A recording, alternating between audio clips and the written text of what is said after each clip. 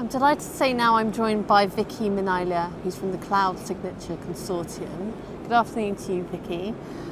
What stage are you at with building a new standard for cloud-based digital signatures? Cloud Signature Consortium has already developed a standard with an open source license for cloud-based digital signatures in support of European Commission eIDAS regulation and requirements for deploying digital signatures with the highest level of assurance equivalent as a handwritten signature.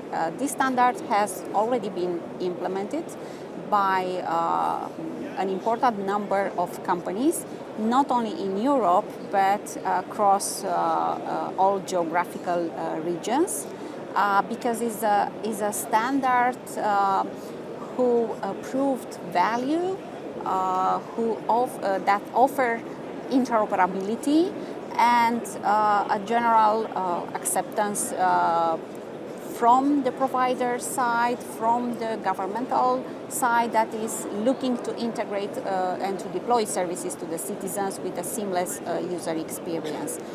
This standard, of course, is improved and is under revision, under continuous updates once the new technology challenges are coming on the market. We are living in a continuous evolution from technical standpoint and from digital world. So we are keeping the pace with this evolution, also with our standard for Cloud Signature Consortium and for cloud-based digital signatures. Of course. What potential does the Cloud Signature Consortium have to optimize digital wallets?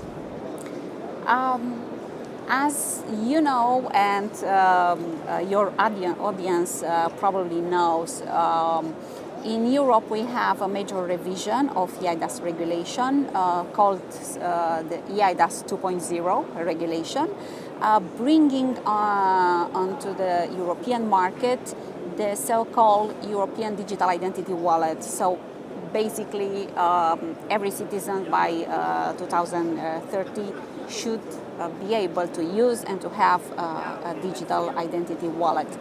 That wallet will have different capabilities and of course would enable the digital signature so the citizens can sign digitally with legal value whatever type of document they need to sign, contracts or invoices or emails. Implementing the cloud-based digital signatures according to CSC specifications, of course, would allow an immediate adoption and usage of this kind of signatures within the wallet context. It will be super easy to integrate and to provide as a capability to the users, with, of course, a very user-friendly experience, because the experience is what matters in the end for the consumer. They don't care about security, they don't care about technology, they want to have a solution that is working, that is super simple and intuitive to use it. And those credentials in the wallet become identity credentials. What are the benefits of the cloud signatures maybe to digital payments and other use cases? Well, there are different use cases, so you can imagine as many as you want. Thinking about an account opening. Now, you have to sign to open an account to a bank. The bank has to verify your identity, so the bank would be able to verify your identity based on the European Digital Identity Wallet. And once you have proved your identity, you will be also able to sign the contract for account opening, right? Or for obtaining a loan, or for other digital transactions within the financial context. But it's not the only industry that could benefit and take advantage, could leverage on the potential of European Digital Identity Wallet and on the cloud-based digital signatures. There are many. Is cloud security reflected enough in standards that we have on a European level, and can they be developed on a global level as well? You mentioned the EDAS. Well, there are standardization bodies in Europe, but not only in Europe, that are providing specifications and they are providing standards for different aspects of European so-called digital trust services. Of course, also for cloud-based digital signatures, there are requirements that are provided by those standardization bodies. So the providers of the solutions or of the technology should comply with.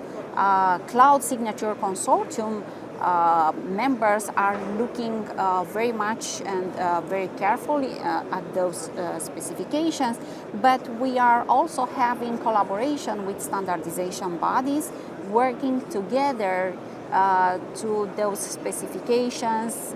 So we are providing the requirements, technical requirements on one hand, and on the other hand, we are the first adopters and compliant with those requirements. So it's going hand to hand. Hand in hand.